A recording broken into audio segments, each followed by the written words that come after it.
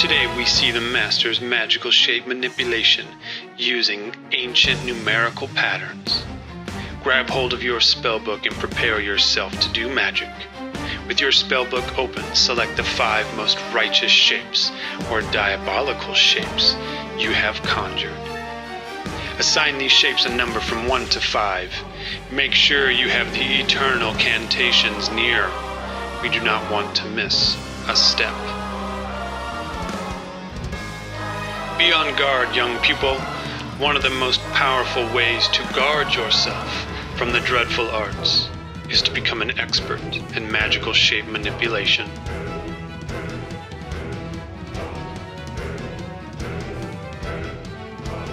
Shape creation and manipulation is a well-guarded secret, but you are about to witness this secret secretly. Let us keep things simple by stating there are 2 categories of shape, organic and geometric. They may be mixed for a 3rd hybrid, but there are only 2 primary categories. Each has its specific characteristics and working properties. For instance, if I ask you to give me 3 geometric shapes, you would most likely throw down a circle, a triangle, and either a square or rectangle. We are not here to use a child's shape.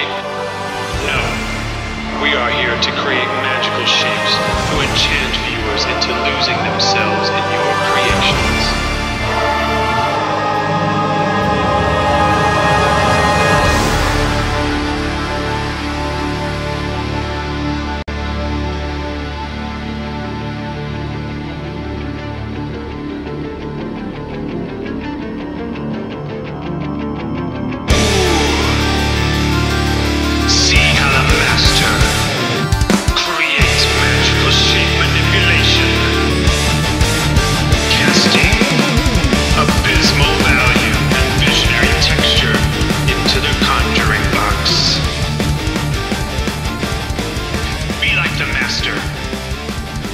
Summon your might.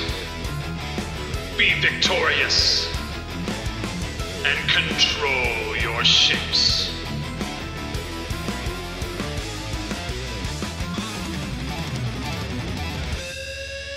Take heed of how the master works to lay shapes down, but does so with consideration by pausing to add either abysmal value or visionary texture. Simply drawing all 5 shapes and filling them in will not do. Instead, you must cast shapes into the conjuring box, see how they work with other shapes, and begin to work your magic over the entire box. What you must understand is that there is a force at work here known as positive and negative morphology. When you make a shape, say a circle inside a square, our focus is on that circle. So we say it is a positive shape, as it occupies the space in the white nothingness. The negative shape is then everything around that circle. It is basically a square with a hole. Yet these positive and negative shapes can morph into one another if you change the way you see each, or if you assign a value to one. Contrast is important here. Dark shapes come forward, which means they are positive. Light shapes seem to recede, which means they are negative, but you can invert these if you wish. As your enchanted graphite dances furiously across the conjuring box to work shape magic, look for opportunities to increase your might and dominance by combining shapes. A vision comes from the past saint mages, who bestow upon you the ultimate clarity in summoning new, yet unconceived shapes. Let the playful shapes of Thomas Naskowski and Elizabeth Murray fill your vision so that you may be like them. Listen to these mages, for they will tell you a tale of shape manipulation, which will guide you to learn of emphasis, balance, and contrast among a host of other glorious secrets. So do not be afraid to cast shapes and recast them until you are victorious.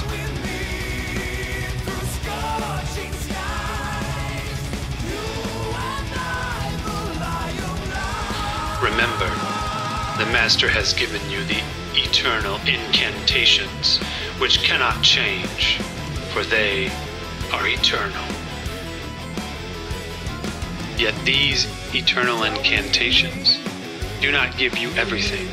You must choose how each incantation will be enacted in the conjuring box. Let it be heard here and now.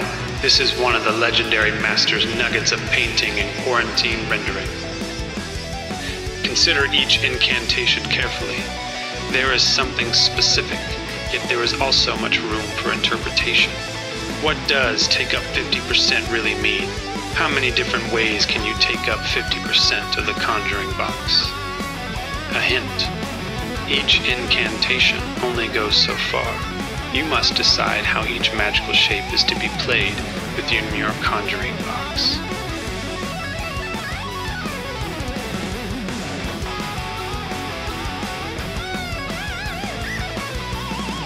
Continue to follow the ancient numerical patterns to see what lays before you. Summon more shapes. Combine them. Create chimeras. And unleash your most righteous and mighty conjurings.